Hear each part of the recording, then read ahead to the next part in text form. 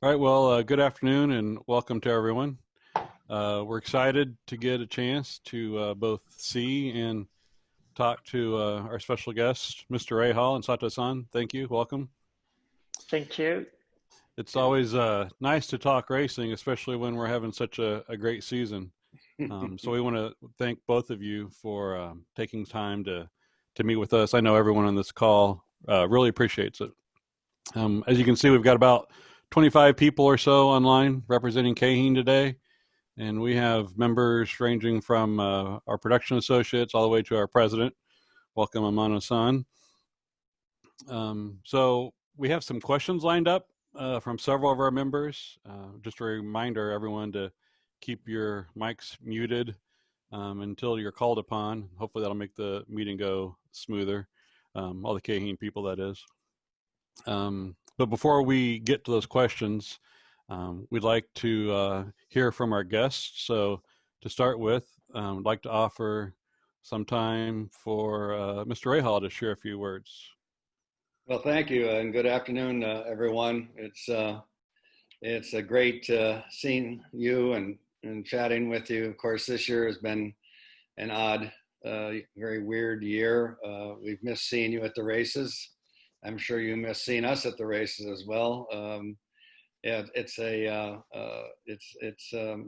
2020 can't get over fast enough in my book, but it's been an interesting year, given all the restrictions and what have you. The schedule has been very different because of some races not being held and then other races adding races. So it's been an interesting season of how you figuring out how you have a full season and go to half the places. So quite interesting. But this year has been, for us at RLL, a very good year, and I want to thank Amano-san for his support, all your support that are tuning in today, and of course all the people of Keihin who follow us and support us. It's much appreciated. It's very important to us. Of course, Keihin has a long history of involvement in motorsports, particularly in Japan and in many cases with Honda. So we're pleased that we're just one more example of that and winning the 500 for Honda again. I don't know if any of you know, but RLL won Honda's first Indy 500 back in 2004. So it's a thrill to do it again, as I'm sure Takuma will tell you. But for us as a team, it's been a pretty good year so far. Graham is currently P6 in the championship. Takuma's P7. We have 3 races to go, but the performance of the cars has in general been quite strong. Of course, you look at all the races that we've been on the podium in a number of them, but of course they're dwarfed by winning the 500. And for us this year, being first and third was particularly satisfying. It was odd not having anybody in the grandstands for sure, but in the end, the race is the race, and all those who watched it on TV, I think, saw a pretty darn good race. We thought it was pretty darn good, at least, and I hope all of you did as well. We have, as I say, this last weekend we were at Mid-Ohio, and Graham had 2 strong races there. Unfortunately, Takuma had some issues, but his car had some issues. But as I say, if you look at on average across the season, both of our cars have been quite strong. And getting back to Indy, for oftentimes I'm asked, how does it compare winning as a driver versus winning as a team? And I think every driver obviously appreciates the efforts the team goes through to help them win. But I think only as an owner do you truly understand everything that goes into winning any race, let alone the 500. And so it's for me personally, it's 2 different types of satisfaction. Winning as a driver just cements your career. You'll always carry that title of Indy 500 winner, no matter how old you are. And there's not many races that can make claim to that. In fact, I think Indy's probably about it. And then of course, winning as an owner, once again, that just all the details and the little things that you never even think of as a driver that go into winning and to see, we've been putting this team together with your assistance. We've been putting this team together over the last 5 years. And it's particularly satisfying to see the kind of year we're having, the performance we're having across the board. And of course, to win Indy, the race with the most pressure, the most prestige, to win that, I feel great pride in our organization. And I think it gives the team itself a tremendous amount of self-confidence that if you can win on that day, you can win on any day. And we won against the best, the Ganassis, the Penskes, the Andretti's, you name it. And so very, very proud of my team. Very happy for Takuma, obviously. He did a great job that day. So for me as an owner, a great, of course, now it just wants to makes you want to have more, right? Now we have to have 3 more wins as an owner. And who knows, maybe Takuma will be toasting his 3rd Indy 500 win. Not many people have won 2. And there's even fewer that have won 3. So that would be very special. He's already in special company, but it could be very special company if we can do it again. And certainly that's something that we're going to work hard towards helping him achieve. But I just want to thank all of you again for all your support. It is fundamental. It is key for us. We're very proud to represent Keihin. Keihin's got I'm not telling you anything new, but Keihin's got a tremendous reputation, particularly within the automotive segment, and we're just, as I say, thrilled to have you with us and count you as one of our partners. But anyway, maybe enough from me. Maybe I'm sure you want to hear from the guy who actually won the race rather than just the guy who just talks about it, and that would be Takuma. Takuma.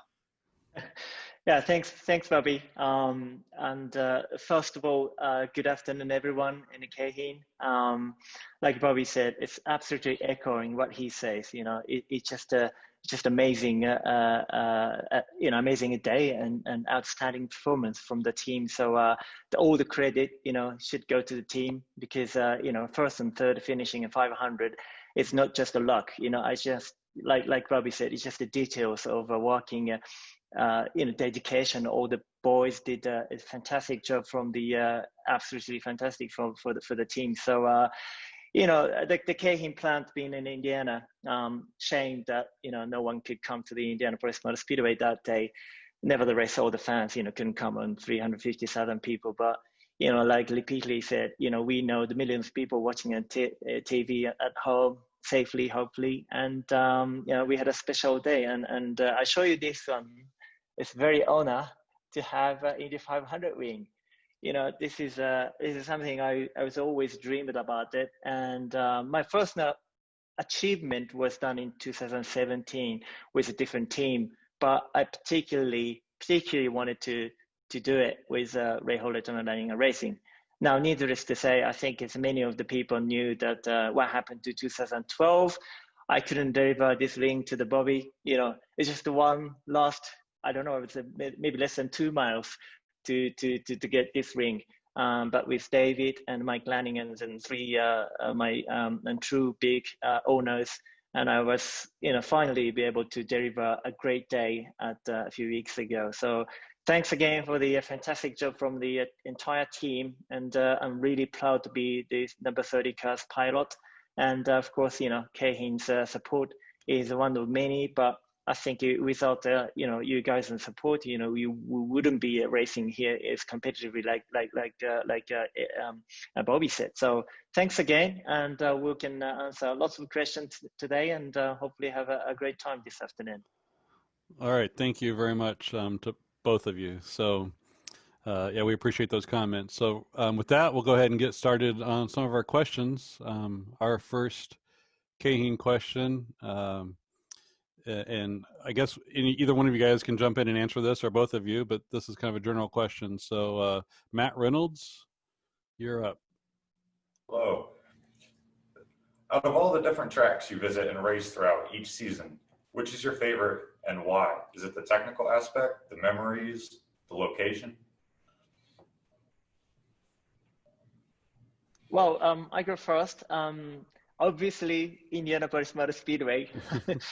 Absolutely no reason. It's just a history, just a praise, atmosphere. Now, of course, atmosphere this year is a very sad, lonely, but we know Indianapolis Motor Speedway is always special. So, you know, as a personal driver, you know, go to the road course and street course is always challenging, but Indy 500 is an absolute exception. So I love that place, and particularly for this year, you know, the win with the team, with number 30 boys, it was just a fantastic feeling. So I love Indianapolis Motor Speedway. I don't know if you want to hear from me because I've been retired so long, but luckily the tracks have stayed pretty much the same. So, you know, as Takuma says, Indianapolis is the immensity of that facility is just there's nothing like it in the world, and you almost feel it even more so when there's nobody there, as it was this you know, a couple of weeks ago. Because it's just huge. And you know, I remember going there the first time, and I had driven at Le Mans, I had driven all over in Formula One, I had driven many different types of racing. And I went there for the first day of practice, and I felt like I'd never been anywhere. It was just, there's nothing like it. And as Takuma well knows, and I mentioned earlier, when you do win there, it changes your life personally, and it changes your life professionally. So you just have to pay homage to it, you know, and just give it the credit that it's due. Awesome. Great. Thank you for that. Our next question is from Rick Radke. Yes. What type of fuel do you use, and what's the maximum RPM during a race? Kumar, go ahead. Yeah, so can you repeat the question? I couldn't understand. What type of fuel do you use? Oh, fuel. Okay. The fuel, Indica used to be ethanol, which is alcohol, but today we use 98 ethanol plus 2% gasoline, which you can buy at any gas station. So that's the whole idea. So Indica meant to be, tried to be, of course, it's the greenest, you know, or easiest for the environmentally friendly series, but still producing a 700 to 750 brake horsepower from Honda. I think mine is 760 brake horsepower, but I think we're all happy. And you know, it's the fuel made by Cornfield, you know, from Iowa. But no, I think we're very happy with that. The other part of my question is, what's the maximum RPM you get in a race? The RPM is the highest level we got is a 12,000 RPM, which is a restricted by a rule, so by regulation. I think back in days in karted, I think 18,000 RPMs and screaming and the beautiful things. But obviously for the environmental reason and the life of the engines, we are restricted by 12,000. But still, I think the IndyCar sound is probably the best in the world today, because as you are aware that the Formula One is also restricted with RPMs, and I think IndyCar sounds is so beautiful. Thank you. And I might add, part of the reason RPMs are restricted is that we're limited to 4 engines per year for 10,000 miles. So every engine has to run 2,500 miles, and you can imagine what the challenge of that is.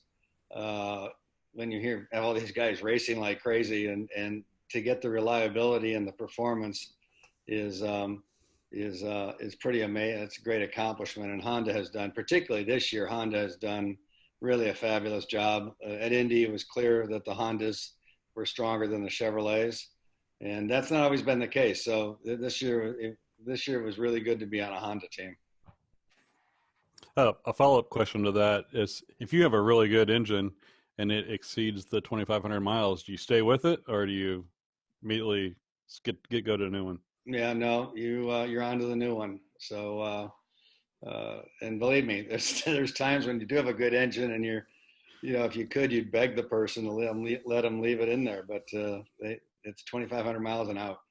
All right, thank you.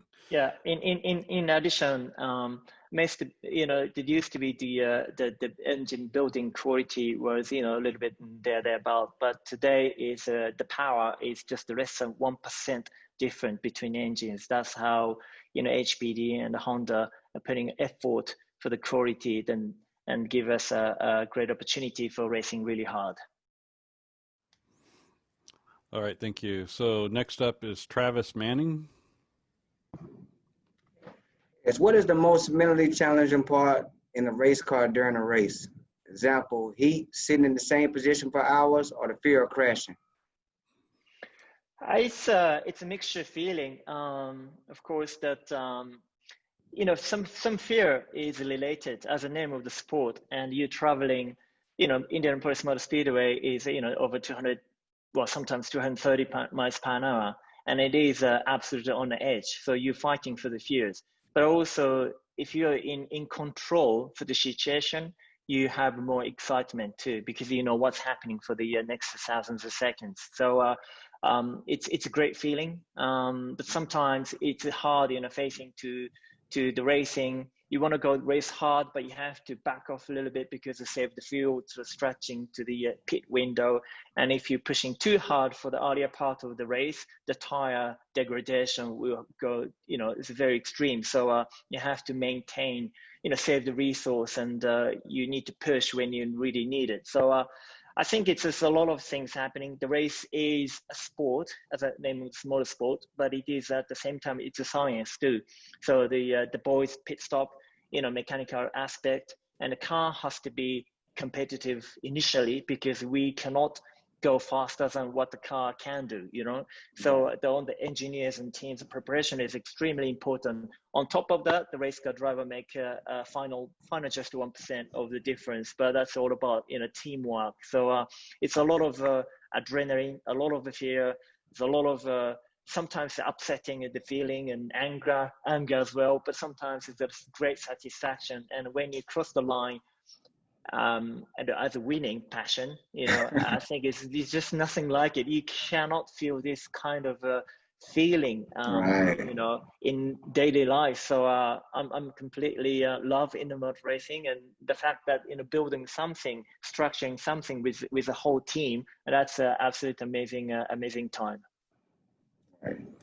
You know, if I can, I'd like to add something to and Takuma, I don't think is giving it him or the other drivers as much credit as they deserve. But in racing, you know, he was racing for 3 hours in that race, and it was nonstop. And a lot of it was under pressure. A lot of it was having to make critical decisions, you know, in split seconds.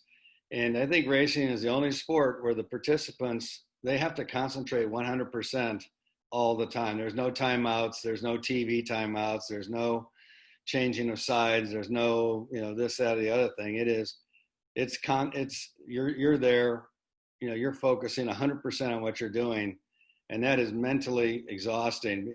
By the time you're done at the end of the race, you're pretty well fatigued mentally, not necessarily physically, but mentally. And that's why certain guys win races and certain guys don't, because they can do it. They can concentrate all that time and the other guys can't. So anyway, just an interesting addition to that. Yeah, very interesting. And that actually is a good segue to our next question with Lacey Ludwig.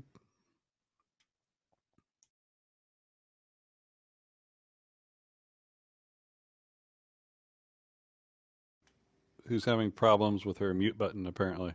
There we go. Sorry. There you go. No problem. So I can imagine how much of a physical toll that racing takes on your body. What is your routine to stay fit for racing? So you're gonna love my routine. I always have a massage, you know, before and after the race. So this part of the massage, it is extremely important preparation for me, because like Bobby explained, you know, we basically have 90 to 100 minutes of the race, but, you know, Indy 500 is exception. It's sometimes close to 3 hours.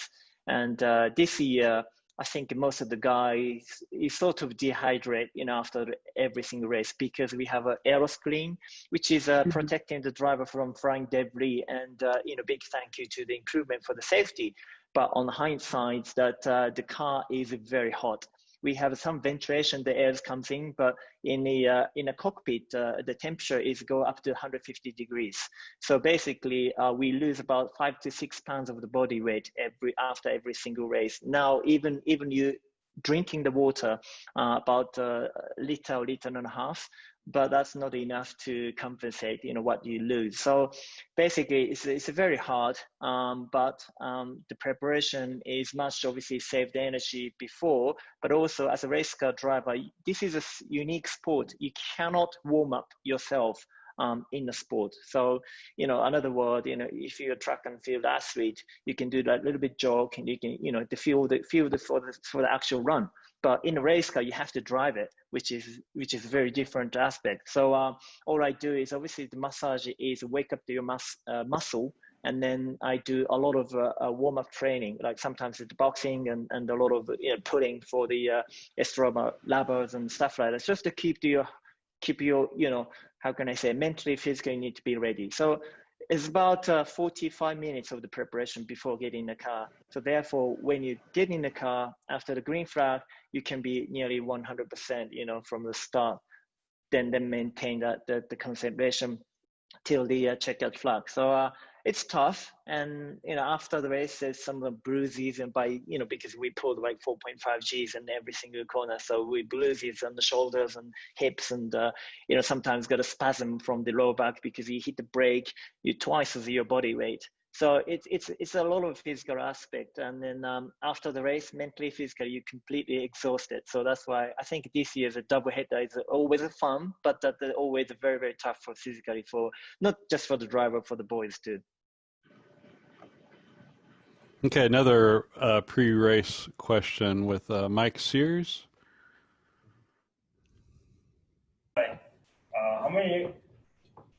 How many hours before the race do you eat? What is your meal choice?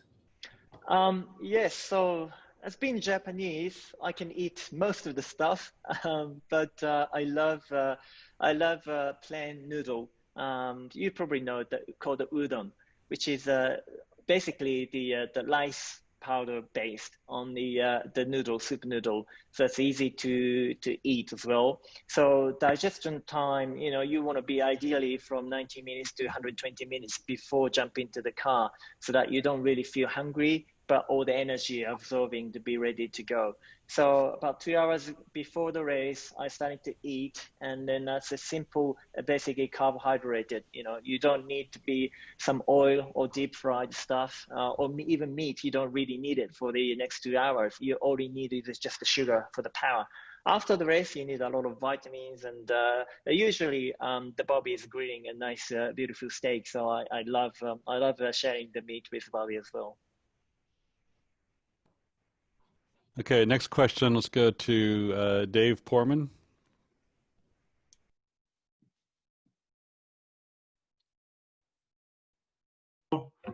So you mentioned the new aero screen that was on the cars this year.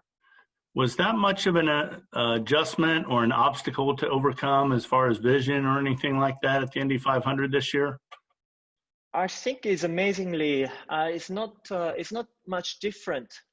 We all concerned about, the vision distortion and some of the refraction for night race, and it is some. But for me, the most concerned things that before jumping a car, I was concerning about the airflow, because the driver feels obviously speed, G-force, yawing, pitching, everything, every part of a sense, and I think wind is a part of it. When you get to the toe, you feel like a different buffeting, and when you're looking at the inside, outside, particularly for the oval, the stream of the air is different too. For me, that was kind of like a little sense to feel it out in how the car's affecting by downforce, and obviously aeroscreen would take all of that, But it was actually, we were able to adopt. Now, of course, we needed to have a good few days to completely understand. But, luckily for the Indy 500 or any oval, this year that obviously the Texas was a nightmare for me. But Indy 500, we have a 3 days practice before that, and I could actually adopt it, obviously very well, to win the race. So I think it was nothing worried about it. Nice part is it's more quiet and less buffeting, means the helmet is quite steady, so you don't really feel tiredness by wind. but then you get high temperature. So I think it's just never win. But mostly concerned about flying debris. I think IndyCar made a significant improvement for the safety. So I think it's the biggest thing. Yep, sounds like some good and some bad there. Okay. Mike Brown, you're up next. For us at Keihin, it's pretty awesome seeing our logo on your car. What was your familiarity with Keihin before our sponsorship? Well, I know about the Keihin make a great air conditioning, which is missing in my race car big time. So I think today with Aeroscreen, now's the time really Keihin needed invent to the race car air conditioning. Now that'd be good. No, I mean, that's a kind of a little joke and half serious too. But Keihin brand, with a close relationship with Honda for many, many years. And particularly for me, the carburetor of, with a slide, CL cab, for what we spoke about 30 years ago, maybe for the carburetors. But, it's always Keihin's product is just the top of the range related with the mud racing. And, in Japan, Super GTs and, a huge Keihin car is actually now leading the championship too. So I think it's for me particular. Yes, Keihin doesn't sell the product for the consumer, for the daily store. But for me, there's huge relationship with the cars and industry for the mud racing. So I was very excited when I saw Keihin logo on the Rahal car. So really appreciate your support. Awesome, thank you. If I may say, I'm in the automobile business too. I have a number of Honda dealerships amongst others, and of course, so we know the Keihin name quite well. But I think the first time I really heard about it was back when I was running little Honda motorcycles around, trying not to kill myself, and understood the relationship there, and of course the quality, as Takuma said. But we depend on the quality of Keihin through our Honda, through our cars, how we maintain them in our dealerships and the warranties and what have you. So it's obviously a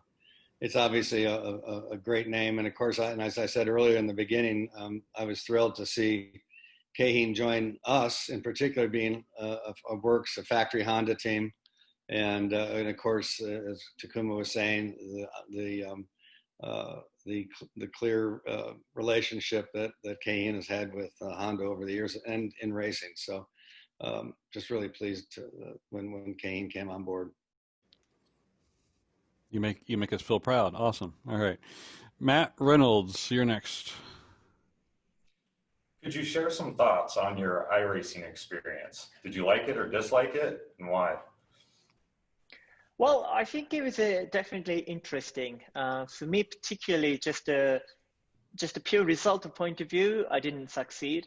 But I think it was definitely great engagement between fans and the racing world. Obviously, with this crazy pandemic situation, there was only thing we could do.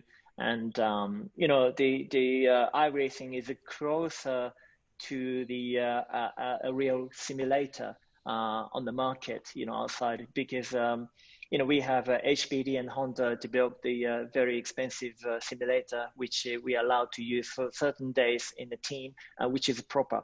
So compared to that, it is very, very far. Still a huge gap, almost like a gaming. However, I shouldn't say gaming, because it's a kind of a proper tire model and the vehicle dynamics calculation. It gives us a real feeling. However, we don't have a yawing G-force and stuff like that. It's always difficult. It's instead of a 3-dimension feeling, it's only about 2-dimension, from the monitor.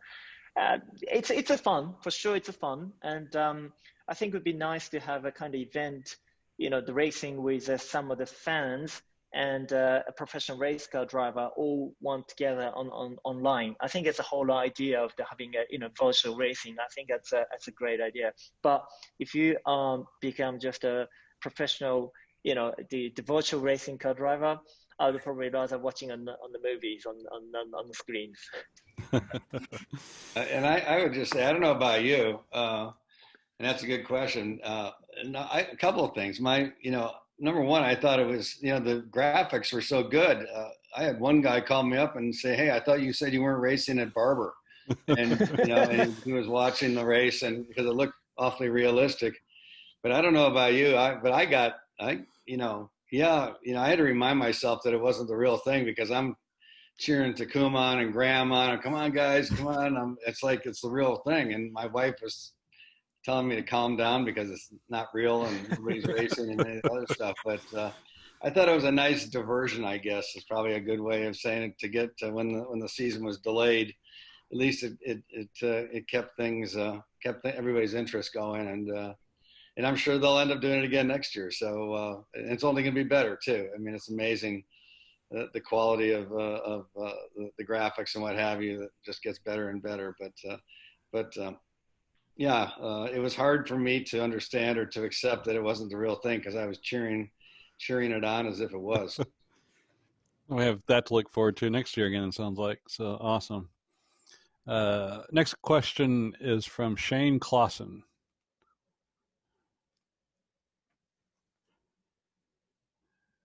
Do we have Shane? Shane's muted. All right, sorry. There you go. Can you explain your no attack, no chance philosophy to the group?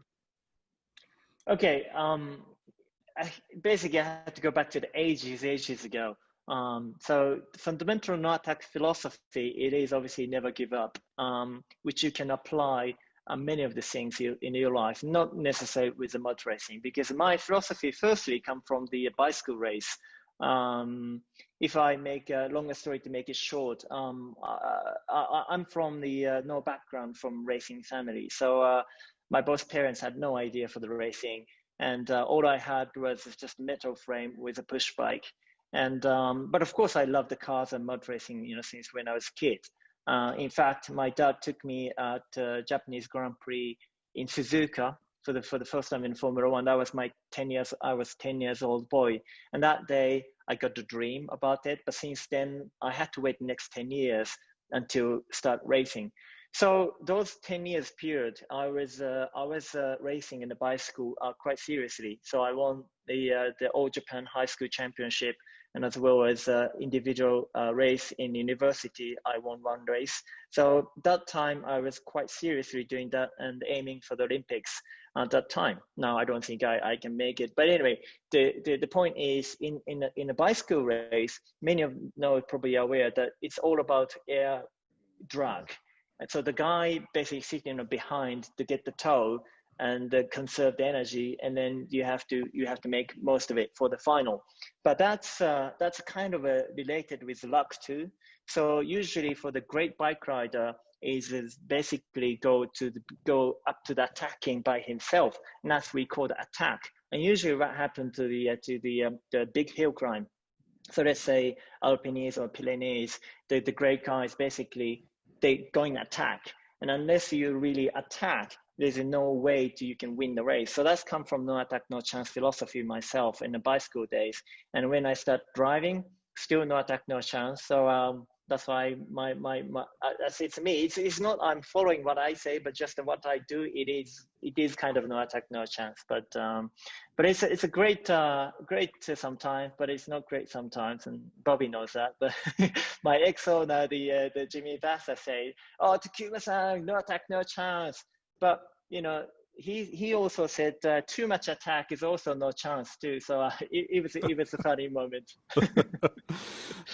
Need some balance there, I guess. Okay. Yes. All right. Next up, we will have our first Japanese member, Taniguchi-san, with a question. はい、谷口と言います。高間さん、Bobby, congratulations on winning Indy 500 this time. It's a very exciting and wonderful race, I think. So the first time I watched the Indy 500 is over 30 years ago. I clearly remember that it was a very good race, and I still clearly remember the scene where the winner was drinking milk. So after that, I started to watch Indy 500 every year. So, by the way, my question is, it's like actually quiz for Takuma-san. Who is the winner of Indy 500? I watched for the first time, 1986. Oh, well, it must be Bobby. No, go ahead. I mean, I'm sorry, I'm plugging my computer in because I'm about ready to die. But yeah, I mean, you know, big thrill for me, big thrill. And you know, it was from that win that I met. At the time, it was Mr. Irimajiri, who was head of Honda of American Manufacturing. And Iri-san was the one who introduced me to the certain people at Honda, and that was the beginning of it was 3 to 4 years where we talked and we met and we talked and met about Honda coming into IndyCar, and I was very proud in 1994 when we were the first Honda to run IndyCar racing. But so, you know, so Indy was, the 86 race was very special to me.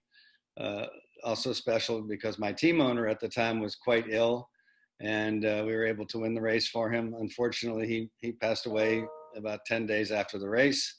But yeah, as I said earlier, you win the 500 and you really become immortal in a sense. You know, because nobody will ever forget you. And that's, as I said earlier, there's not many races that can make that claim. Yeah. So thank you. So also I clearly remember Bobby's nice teardrop glasses and mustache. The famous mustache. Everyone remembers. No more glasses, but still, well, these are my reading glasses, but now the mustache is still there. So, because of that, I'm very happy today. Thank you. Thank you very much. All right. Thank you, Taniguchi. Moving on, we have Doug Cross again. Okay, so I'm curious, when you are not on the track, do you ever feel a need for speed and drive like you are on the track? No, absolutely not. No, officially I can't say that. Of course, you know, we can drive fast, no problem. But obviously, a lot of the drivers around it is not professional at all, and you have to expect a certain unaccepted station of a lot of things happening, particularly for the city drive. So I have to be very, very careful. Now, of course, if you go to the motorway or highway or freeway, whatever it's called, and there's nobody else around, then our natural speed feeling is going high. So I have to be careful with that. And sometimes enjoy the car as well and the mountains. But usually I drive pretty safe. And, being my position at the moment, I cannot have any a problem with that. So yes, I'm a pretty good guy on the track. Not sorry on the track, on the public road. All right. Thank you. Safety first. Good job. All right, Lacey Ludwig. I understand that you're staying with a family in Carmel, Indiana. What is your daily life in Indiana like outside of racing following winning the Indy 500? Yeah, it's kind of tough this year. You know, that usually for in the season, every 2 weeks we go to the racing. In some cases, like a crazy summer, sometimes 4 consecutive weeks of the racing. So you're constantly traveling, and usually I don't have opportunity to staying at one place more than 2 weeks. You know, it's usually 10 days time you go to somewhere around. But the nice thing in Indiana, of course, my the American family, Stephen, so they're sharing the house together and have a fun. He has got the great basement, and we have drinking wine, watching TVs or watching in movies and stuff like that. So it was fun.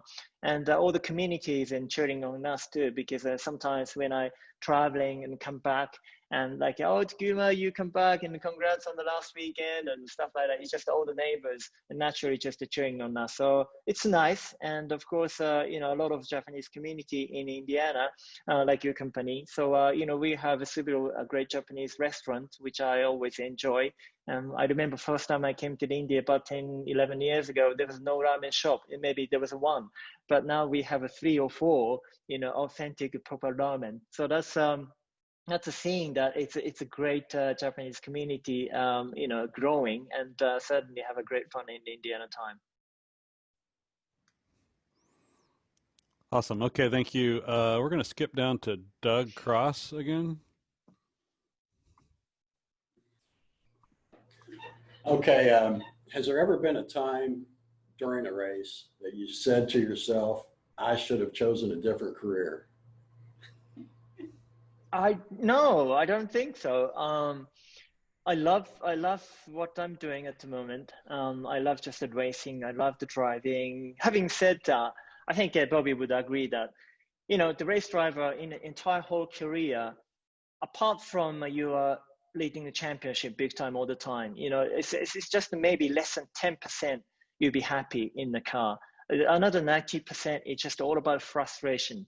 And you know, you go to the racetrack, you're driving for the fast car. Usually you're happy because if you're at the hobby, you're driving a go fast car, it's just amazing. But as a professional, if you are tense behind the guy in front and you are landing on 10th, for example, or 15th, for example, or even the 5th, you are upsetting yourself and you beat it by somebody, which is a lot of frustration until you actually read the race and until you actually won the race, or actually you got the pole position on the fastest time at the qualification. All those 3 things, you'll be happy. Otherwise, you hate it, and I hate it too. Having said that, you know, it is all about challenge, and it is all about improvement, and it is all about working with a team, and that's I think something I really love. And when you have a winning, in particular, like let's say for Indy 500 winning, it is just nothing like it. Nothing like it, the feeling in it, right? Like Bobby said, it's just life-changing, you know, forever. And now those things, even you sacrifice 90% of your time, I don't mind. I'm working on it for just one thing, which I wanted to win. So I wouldn't choose a different career. If I reborn again, I think I would be still race car driver. That sounds like it was born in your blood. Okay. Hachiro-san, we will go to you next. Okay, Sato-san. I think everybody wants to ask you about technology or some car or something, so that I'd like to ask you about wishing aspects, okay? You just mentioned like to eat noodle stuff. Also, I have heard that you had a ramen party before the Indy 500 this time. Is it a true story? Yeah, it is an absolutely true story. That usually we have a team dinner. You know, the thanks to Bobby that offer us quite several times in the year. But this year, obviously, we couldn't do it due to the pandemic. And I wish I could, you know, I could gather all the Rahal team as a team dinner. But obviously, some is a little budget limited. And secondly, that I just wanted to have 30 boys all go together, you know, the same feeling that, you know, some people has got some fear or uncertainty for the future things because due to COVID-19, but, you know, we were one focus is go for the hard racing. And that is just, you know, it's just only a few days before the race day, we have some, you know, basically off day, and we gather all the 30 boys and their significant or family, and they could come together, and we went to Kizuki ramen shop in Carmel, and yeah, it was a great day. I think everybody really enjoyed it, and certainly I enjoyed it, and you know, something we, you know, obviously racing is it's a science and technologies, but end of the day, the human is that makes it different. And I think 30 Boys was kind of a great relationship, not just because of ramen, but it's just all the things that you do it because they're such a dedicated personnel. So I just wanted to have a great time with sharing some Japanese culture I understand some of the mechanics, and in fact, my race engineer, who's an English guy, had never ate ramen, and he absolutely love it now. So I'm very proud that we made something special for them too. Oh, thank you very much. Also, currently I'm living in Detroit, Michigan. Would you have a ramen party before the race at Detroit? Oh yeah, I think you can have it at lots of ramen party in Detroit. You know, Detroit is a great city, and we love the Battle Isle racetrack. And it's a shame that we couldn't have we couldn't have a race this year. But usually I go to Detroit Wasabi restaurant, which is Korean, Japanese, and both together. So that's the usual almost like routine walk, you know, to having a quick dinner after the everyday. So. Oh, great. Thank you very much. I appreciate it. Yes. Kevin, sounds like you've got some restaurant sponsorships you need to get lined up for the car next year. So true. Let's go to Mike Sears.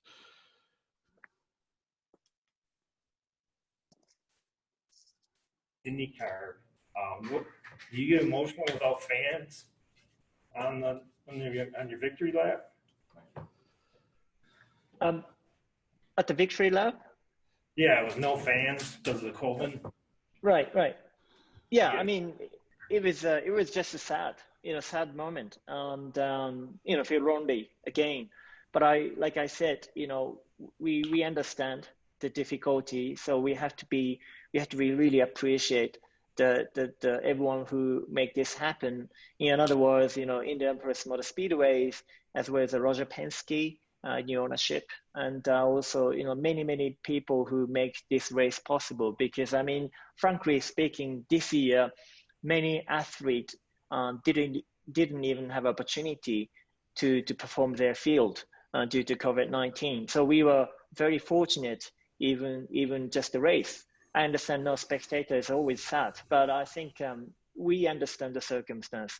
And you know, the victory lap, you know, we wanted to share the fans at that time, but nevertheless, you know, like I said, it's millions of people watching on TV, and they are just like in Japan. That was probably at that time probably 5 a.m. or 4 a.m.